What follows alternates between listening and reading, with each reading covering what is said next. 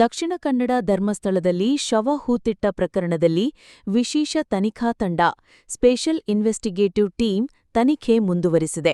ದೂರುದಾರ ತೋರಿಸಿದ್ದ 7 ಮತ್ತು 8ನೇ ಪಾಯಿಂಟ್ನಲ್ಲಿ ಇಂದು ಶೋಧ ಕಾರ್ಯ ನಡೆದಿದ್ದು, 7ನೇ ಪಾಯಿಂಟ್ನಲ್ಲಿ ಕರವಸ್ತ್ರವೊಂದು ಪತ್ತೆಯಾಗಿದೆ.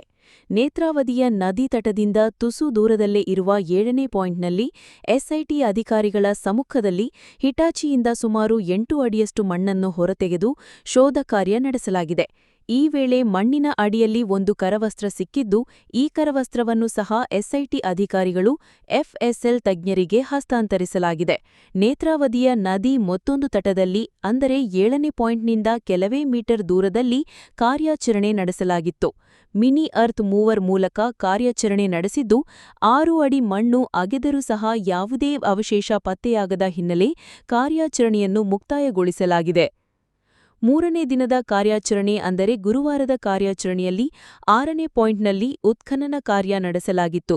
ದೂರುದಾರ ಮಾಡಿದ್ದ ಈ ಪಾಯಿಂಟ್ನಲ್ಲಿ 2 ತಲೆಬುರುಡೆ ಸೇರಿದಂತೆ 12 ಮೂಳೆಗಳು ಪತ್ತೆಯಾಗಿದ್ದವು. ಈ ಅವಶೇಷಗಳನ್ನು ಈಗಾಗಲೇ ಕೆಎಂಸಿ ಲ್ಯಾಬ್ಗೆ ರವಾನಿಸಲಾಗಿದೆ. ಈ ಮೂಳೆಗಳು ಪುರುಷನದ್ದು ಎಂಬುದು ಪತ್ತೆಯಾಗಿದ್ದು, ಮುಂದಿನ ಪರೀಕ್ಷೆಗಳ ಬಳಿಕ ಹೆಚ್ಚಿನ ಮಾಹಿತಿ ಸಿಗಲಿದೆ. 6ನೇ ಪಾಯಿಂಟ್ನಲ್ಲಿ ತಲೆಬುರುಡೆ ಸಿಕ್ಕ ಬೆನ್ನಲ್ಲಿ ಎಸ್ಐಟಿ ಕಟ್ಟೆಚ್ಚರ ವಹಿಸಿತ್ತು.